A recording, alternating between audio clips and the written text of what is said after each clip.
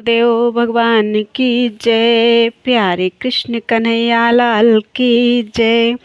गीतोपनिषद श्रीमद् भगवद गीता यथारूप अध्याय 9 चल रहा है। परम गुह्य ज्ञान। श्लोक 10 हो चुके हैं। आज 11वें श्लोक से।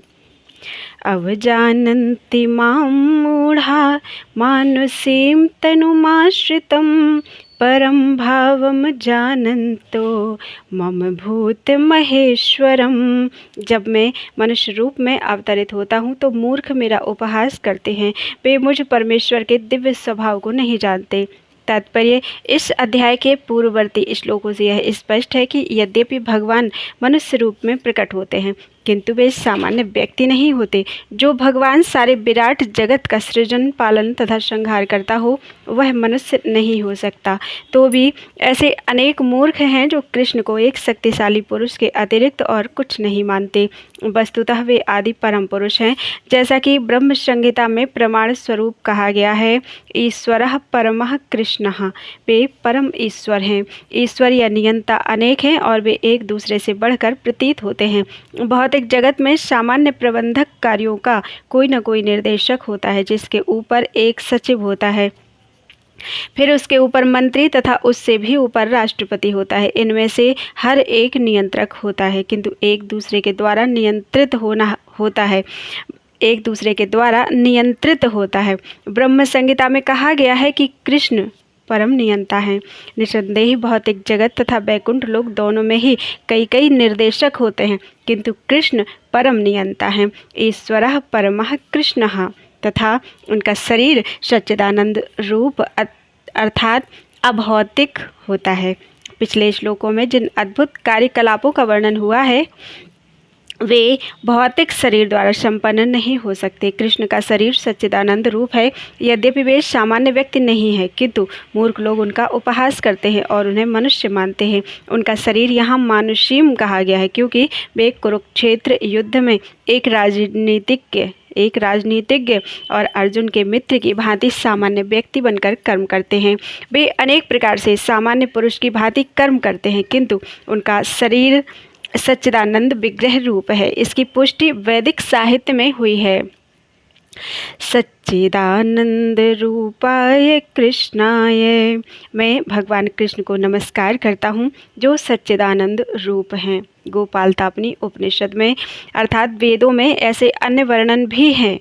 तमेकम गोविंदम। आप इंद्रियों तथा गायों के आनंद स्वरूप गोविंद हैं। सच्चिदानंद विग्रहम। तथा आपका रूप सच्चिदानंद स्वरूप है। गोपालतापनी उपनिषद। भगवान कृष्ण के सच्चिदानंद स्वरूप होने पर भी ऐसे अनेक तथा कथित विद्वान तथा भगवद गीता के टीकाकार हैं जो कृष्ण को सामान्य पुरुष कहकर उनका उपहास करते हैं। भले ही अपने पूर्व पुण्यों के कारण विद्वान असाधारण व्यक्ति के रूप में पैदा हुआ हो किंतु श्री कृष्ण के बारे में ऐसी धारणा उसकी अल्पज्ञता के कारण होती है। इसीलिए वह मूढ़ कहलाता है क्योंकि मूर्ख पुरुष ही कृष्ण को सामान्य पुरुष मानते हैं। ऐसे मूर्ख कृष्ण को सामान्य व्यक्ति इसीलिए मानते हैं क्योंकि वे कृष्ण के गुह्य कर्मों तथा उनकी विभिन्न शक्तियों से अपरिचित होते हैं। वे यह नहीं जानते कि कृष्ण का शरीर पूर्ण ज्ञान तथा आनंद का प्रतीक है। वे प्रत्येक वस्तु के स्वामी हैं और किसी को भी मुक्ति प्रदान करने वाले हैं। क्योंकि वे कृष्ण के इतने सारे दिव्य गुणों को नहीं जानते इसीलिए उनका उपहास करते हैं। ये मूढ़ यह भी नहीं जानते कि इस जगत में भगवान का अवतरण उनकी अंतरंगा शक्ति का प्राकट्य है। वे भौतिक शक्ति अर्थात माया के स्वामी हैं। जैसा कि अनेक स्थलों पर कहा जा चुका है, मम माया दुरत्यया। भगवान का दावा है कि यद्यपि भौतिक शक्ति अत्यंत प्रबल है किंतु वह उनके वश में रहती है और जो भी उनकी शरण ग्रहण कर लेता है वह इस माया के वश से बाहर निकल आता है। यदि कृष्ण का शरणागत जीव माया के प्रभाव से बाहर निकल सकता है तो भला परमेश्वर जो संपूर्ण विराट जगत के सृजन पालन तथा संहार करता है हम लोगों जैसा शरीर धारण कैसे कर सकते हैं। अतः कृष्ण विषयक ऐसी धारणा मूर्खतापूर्ण है। फिर भी मूर्ख व्यक्ति यह नहीं समझ सकते कि सामान्य व्यक्ति के रूप में प्रकट होने वाले भगवान कृष्ण समस्त परमाणुओं तथा इस विराट ब्रह्मांड के नियंता किस तरह हो सकते हैं। बृहत्तम तथा सूक्ष्मतम तो उनकी विचार शक्ति से परे होते हैं, अतः वे यह नहीं सोच सकते कि मनुष्य जैसा रूप कैसे एक साथ विशाल को तथा अणु को वश में कर सकता है। यद्यपि कृष्ण असीम तथा ससीम को नियंत्रित करते हैं, किंतु वे इस जगत से बिलग रहते हैं। उनके योग में स्वरम या अचिंत दिव्य शक्ति के विषय में कहा गया है कि वे एक साथ ससीम तथा असीम को वश में रख सकते हैं, तो भी वे उनसे पृथक रहते हैं। यद्यपि मूर्ख लोग यह सोच भी नहीं पाते कि मनुष्य रूप में उत्पन्न होकर कृष्ण किस तरह असीम तथा ससीम को वश में कर सकते हैं, किंतु जो शुद्ध भक्त हैं वे इसे स्वीकार करते हैं, क्योंकि उन्हें पता है कि कृष्ण भगवान हैं। अतः वे पूर्णतया उनकी शरण में जाते हैं और कृष्ण भावनामृत में रहकर कृष्ण की भक्ति में अपने को रत रखते हैं। सगुणवादियों तथा निर्गुणवादियों में भगवान के मनुष्य रूप में प्रकट होने को लेकर काफ़ी मतभेद है, किंतु यदि हम भगवद गीता तथा श्रीमद् भागवत जैसे प्रामाणिक ग्रंथों का अनुशीलन कृष्ण तत्व समझने के लिए करें तो हम समझ सकते हैं कि कृष्ण श्री भगवान हैं। यद्यपि वे इस धराधाम में सामान्य व्यक्ति की भांति प्रकट हुए थे, किंतु वे सामान्य व्यक्ति हैं नहीं। श्रीमद् भागवत में जब शौनक आदि मुनियों ने सूत गोस्वामी जी से कहा कि कृष्ण के कार्यकलापों के विषय में पूछा, तो उन्होंने कहा, कृतवान किल कर्माणि सह रामेण केशवः अतिमर्त्यानि भगवान गूढ़ा कपट मानुषः। भगवान श्री कृष्ण ने बलराम के साथ साथ मनुष्य की भांति क्रीड़ा की और इस तरह प्रच्छन्न रूप में उन्होंने अनेक अति मानवीय कार्य किए। मनुष्य के रूप में भगवान का प्राकट्य मूर्ख को मोहित बना देता है। कोई भी मनुष्य उन अलौकिक कार्यों को संपन्न नहीं कर सकता जिन्हें उन्होंने इस धरा पर करके दिखा दिया था। जब कृष्ण अपने पिता तथा माता वसुदेव और देवकी के समक्ष प्रकट हुए तो वे 4 भुजाओं से युक्त थे, किंतु माता पिता की प्रार्थना पर उन्होंने एक सामान्य शिशु का रूप धारण कर लिया। बभूव प्राकृतः शिशु, भागवत में कहा गया है। वे एक सामान्य शिशु, एक सामान्य मानव बन गए। यहाँ पर भी यह इंगित होता है कि सामान्य व्यक्ति के रूप में प्रकट होना उनके दिव्य शरीर का एक गुण है। भगवद गीता के 11वें अध्याय में भी कहा गया है कि अर्जुन ने कृष्ण से अपना चतुर्भुज रूप दिखलाने के लिए प्रार्थना की। तेनैव रूपेण चतुर्भुजेन, इस रूप को प्रकट करने के बाद अर्जुन के प्रार्थना करने पर उन्होंने पूर्व मनुष्य रूप धारण कर लिया। मानुषम रूपम, भगवान के ये विभिन्न गुण निश्चय ही सामान्य मनुष्य जैसे नहीं हैं।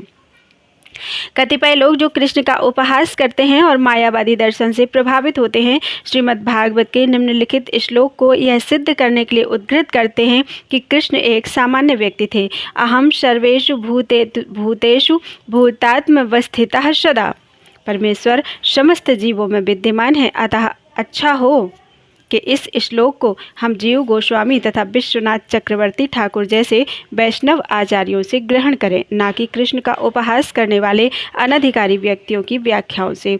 जीव गोस्वामी इस श्लोक का टीका करते हुए कहते हैं कि कृष्ण समस्त चराचरों में अपने अंश विस्तार परमात्मा के रूप में स्थित हैं। अतः कोई भी नवदीक्षित भक्त जो मंदिर में भगवान की अर्चा मूर्ति पर ध्यान देता है और अन्य जीवों का सम्मान नहीं करता है, वह वृथा ही मंदिर में भगवान की पूजा में लगा रहता है। भगवत भक्तों के 3 प्रकार हैं, जिनमें से नवदीक्षित सबसे निम्न श्रेणी के हैं। नवदीक्षित भक्त अन्य भक्तों की अपेक्षा मंदिर के अर्चा विग्रह पर अधिक ध्यान देते हैं। अतः विश्वनाथ चक्रवर्ती ठाकुर चेतावनी देते हैं कि इस प्रकार की मानसिकता को सुधारना चाहिए। भक्त को समझना चाहिए कि चूंकि कृष्ण परमात्मा रूप में प्रत्येक जीव के हृदय में विद्यमान है, अतः प्रत्येक व्यक्ति परमेश्वर का निवास या मंदिर है। इसलिए जिस तरह कोई भक्त भगवान के मंदिर का सम्मान करता है, वैसे ही उसे प्रत्येक जीव का सम्मान करना चाहिए जिसमें परमात्मा निवास करता है। अतः प्रत्येक व्यक्ति का समुचित सम्मान करना चाहिए, कभी उपेक्षा नहीं करनी चाहिए। ऐसे अनेक निर्विशेषवादी हैं जो मंदिर पूजा का उपहास करते हैं। वे कहते हैं कि चूंकि भगवान सर्वत्र हैं तो फिर अपने को हम मंदिर पूजा तक सीमित क्यों रखें। यदि ईश्वर सर्वत्र हैं तो क्या वे मंदिर या अर्चा विग्रह में नहीं होंगे। यद्यपि सगुणवादी तथा निर्विशेषवादी निरंतर लड़ते रहते हैं, किंतु कृष्ण भावनामृत में पूर्ण भक्त यह जानता है कि यद्यपि कृष्ण भगवान हैं, किंतु इसके साथ वे सर्वव्यापी भी हैं, जिसकी पुष्टि ब्रह्म संहिता में हुई है। यद्यपि उनका निजी धाम गोलोक वृंदावन है और वे वहीं निरंतर वास करते हैं। यद्यपि उनका निजी धाम गोलोक वृंदावन है और वे वहीं निरंतर वास करते हैं, किंतु वे अपनी शक्ति की विभिन्न अभिव्यक्तियों द्वारा तथा अपने श्वांश द्वारा भौतिक तथा आध्यात्मिक जगत में सर्वत्र विद्यमान रहते हैं।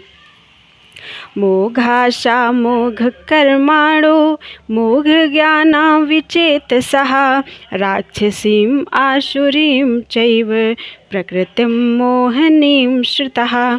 जो लोग इस प्रकार मोहग्रस्त होते हैं वे आसुरी तथा नास्तिक विचारों के प्रति आकृष्ट रहते हैं। इस मोहग्रस्त अवस्था में उनकी मुक्ति आशा, उनके सकाम कर्म तथा ज्ञान का अनुशीलन कभी निष्फल हो जाते हैं। तात्पर्य, ऐसे अनेक भक्त हैं जो अपने को कृष्ण भावनामृत तथा भक्ति में रत दिखलाते हैं, किंतु अंतःकरण से वे भगवान कृष्ण को परब्रह्म नहीं मानते। ऐसे लोगों को कभी भी भक्ति फल भगवत धाम गमन प्राप्त नहीं होता। इसी प्रकार जो पुण्य कर्मों में लगे रहकर अंततोगत्वा इस भवबंधन से मुक्त होना चाहते हैं वे भी सफल नहीं हो पाते, क्योंकि वे कृष्ण का उपहास करते हैं। दूसरे शब्दों में, जो लोग कृष्ण पर हंसते हैं उन्हें आसुरी या नास्तिक समझना चाहिए। जैसा कि 7वें अध्याय में बताया जा चुका है, ऐसे आसुरी दुष्ट कभी भी कृष्ण की शरण में नहीं जाते। अतः परम सत्य तक पहुँचने के उनके मानसिक चिंतन उन्हें इस मिथ्या परिणाम को प्राप्त कराते हैं कि सामान्य जीव तथा कृष्ण एक समान हैं। ऐसी मिथ्या धारणा के कारण वे सोचते हैं कि अभी तो यह शरीर प्रकृति द्वारा केवल आच्छादित है और ज्यों ही व्यक्ति मुक्त होगा तो उसमें तथा ईश्वर में कोई अंतर नहीं रह जाएगा। कृष्ण से समता का यह प्रयास भ्रम के कारण निष्फल हो जाता है। इस प्रकार का आसुरी तथा नास्तिक ज्ञान अनुशीलन सदैव व्यर्थ रहता है। यही इस श्लोक का संकेत है। ऐसे व्यक्तियों के लिए वेदांत सूत्र तथा उपनिषदों जैसे वैदिक वांग्मय के ज्ञान का अनुशीलन सदा निष्फल होता है। अतः भगवान कृष्ण को सामान्य व्यक्ति मानना घोर अपराध है। जो ऐसा करते हैं वे निश्चित रूप से मोहग्रस्त रहते हैं, क्योंकि वे कृष्ण के शाश्वत रूप को नहीं समझ पाते। बृहद विष्णु स्मृति का कथन है, यो वेत्ति भौतिकम देहम कृष्णस्य परमात्मनः स सर्वस्माद् बहिष्कार्यः श्रौतिस्मार्त विधानतः मुखम तस्यावलोक्यापि सचेलम स्नानमाचरेत। जो कृष्ण के शरीर को भौतिक मानता है उसे श्रुति तथा स्मृति के समस्त अनुष्ठानों से वंचित कर देना चाहिए। यदि कोई भूल से उसका मुंह देख ले तो उसे तुरंत गंगा स्नान करना चाहिए, जिससे छूत दूर हो सके। लोग कृष्ण की हंसी उड़ाते हैं क्योंकि वे भगवान से ईर्ष्या करते हैं। उनके भाग्य में जन्म जन्मांतर नास्तिक तथा असुर योनियों में रहे आना लिखा है। उनका वास्तविक ज्ञान सदैव के लिए भ्रम में रहेगा और धीरे धीरे वे सृष्टि के गहनतम अंधकार में गिरते जाएंगे। महात्मानस्तु मां पार्थ दैवीं प्रकृतिमाश्रिताः भजन्त्यन्यमनसो ज्ञात्वा भूतादिम अव्ययम्। हे पार्थ, मोहमुक्त महात्मा जन दैवी प्रकृति के संरक्षण में रहते हैं। वे पूर्णतः भक्ति में निमग्न रहते हैं, क्योंकि वे मुझे आदि तथा अविनाशी भगवान के रूप में जानते हैं। तात्पर्य, इस श्लोक में महात्मा का वर्णन हुआ है। महात्मा का सबसे पहला लक्षण यह है कि वह दैवी प्रकृति में स्थित रहता है, वह भौतिक प्रकृति के अधीन नहीं होता। और यह होता कैसे है, इसकी व्याख्या 7वें अध्याय में की गई है। जो भगवान श्री कृष्ण की शरण ग्रहण करता है वह तुरंत ही भौतिक प्रकृति के वश में हो जाता है। वह तुरंत ही भौतिक प्रकृति के वश से मुक्त हो जाता है। यही वह पात्रता है। जो ही कोई भगवान का शरणागत हो जाता है वह भौतिक प्रकृति के वश से मुक्त हो जाता है। यही मूलभूत सूत्र है। तटस्था शक्ति होने के कारण जीव ज्यों ही भौतिक प्रकृति के वश से मुक्त होता है त्यों ही वह आध्यात्मिक प्रकृति के निर्देशन में चला जाता है। आध्यात्मिक प्रकृति का निर्देशन ही दैवी प्रकृति कहलाती है। इस प्रकार से जब कोई भगवान के शरणागत होता है तो उसे महात्मा पद की प्राप्ति होती है। महात्मा अपने ध्यान को कृष्ण के अतिरिक्त अन्य किसी ओर नहीं ले जाता, क्योंकि वह भली भांति जानता है कि कृष्ण ही आदि परम पुरुष हैं, समस्त कारणों के कारण हैं। इसमें तनिक भी संदेह नहीं है। ऐसा महात्मा अन्य महात्माओं या शुद्ध भक्तों की संगति से प्रगति करता है। शुद्ध भक्त तो कृष्ण के अन्य स्वरूपों यथा चतुर्भुज महाविष्णु रूप से भी आकृष्ट नहीं होते। वे ना तो कृष्ण के अन्य किसी रूप से आकृष्ट होते हैं, ना ही वे देवताओं या मनुष्यों के किसी रूप की परवाह करते हैं। वे कृष्ण भावनामृत में केवल कृष्ण का ध्यान करते हैं। वे कृष्ण भावनामृत में निरंतर भगवान की अविचल सेवा में लगे रहते हैं। सततं कीर्तयन्तो मां यतन्तश्च दृढव्रताः नमस्यन्तश्च मां भक्त्या नित्ययुक्ता उपासते। ये महात्मा मेरी महिमा का नित्य कीर्तन करते हुए, दृढ़ संकल्प के साथ प्रयास करते हुए, मुझे नमस्कार करते हुए भक्तिभाव से निरंतर मेरी पूजा करते हैं। तात्पर्य, सामान्य पुरुष को रबर की मोहर लगाकर महात्मा नहीं बनाया जाता। यहाँ पर उसके लक्षण का वर्णन किया गया है। महात्मा सदैव भगवान कृष्ण के गुणों का कीर्तन करते रहते हैं। उसके पास कोई दूसरा कार्य नहीं रहता। वह सदैव कृष्ण के गुणगान में व्यस्त रहता है। दूसरे शब्दों में, वह निर्विशेषवादी नहीं होता।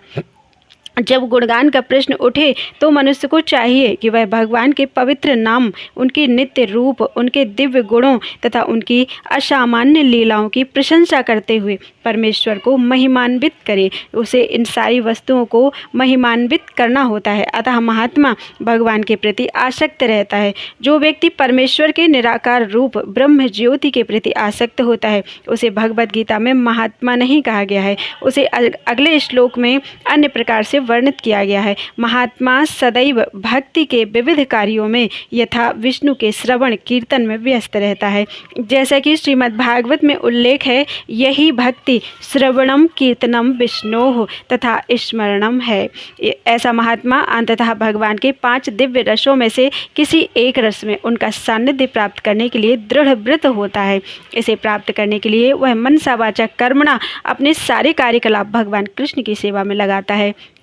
यही पूर्ण कृष्ण भावनामृत कहलाता है। भक्ति में कुछ कार्य हैं जिन्हें दृढ़ व्रत कहा जाता है। यथा प्रत्येक एकादशी को तथा भगवान के आविर्भाव दिवस अर्थात जन्माष्टमी पर उपवास करना। ये सारे विधि विधान महान आचार्यों द्वारा उन लोगों के लिए बनाए गए हैं जो दिव्यलोक में भगवान का सानिध्य प्राप्त करने के इच्छुक हैं।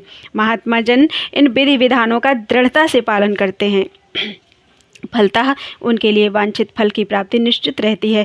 जैसा कि इसी अध्याय के 2 श्लोक में कहा गया है, यह भक्ति न केवल सरल है अपितु इसे सुखपूर्वक किया जा सकता है। इसके लिए कठिन तपस्या करने की आवश्यकता नहीं पड़ती। मनुष्य सक्षम गुरु के निर्देशन में इस जीवन को गृहस्थ, सन्यासी या ब्रह्मचारी रहते हुए भक्ति में बिता सकता है। वह संसार में किसी भी अवस्था में कहीं भी भगवान की भक्ति करके वास्तव में महात्मा बन सकता है।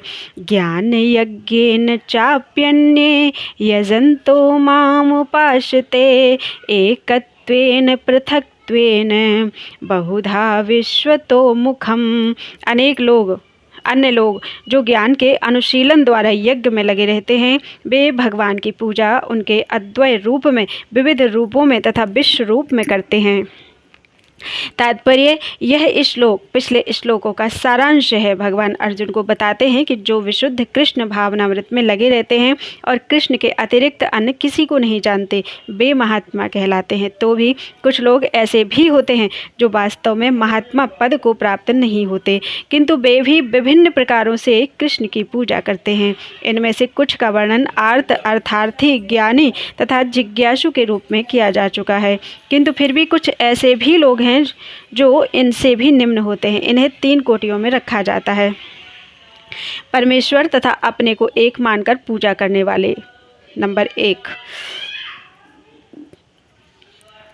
नंबर 2, परमेश्वर के किसी मनोकल्पित रूप की पूजा करने वाले। नंबर 3, भगवान के विश्व रूप की पूजा करने वाले। इनमें से सबसे अधम वे हैं जो अपने आप को अद्वैतवादी मानकर अपनी पूजा परमेश्वर के रूप में करते हैं, और इन्हीं का प्राधान्य भी है। ऐसे लोग अपने को परमेश्वर मानते हैं और इस मानसिकता के कारण वे अपनी पूजा आप करते हैं। यह भी एक प्रकार की ईश पूजा है, क्योंकि वे समझते हैं कि वे भौतिक पदार्थ ना होकर आत्मा हैं।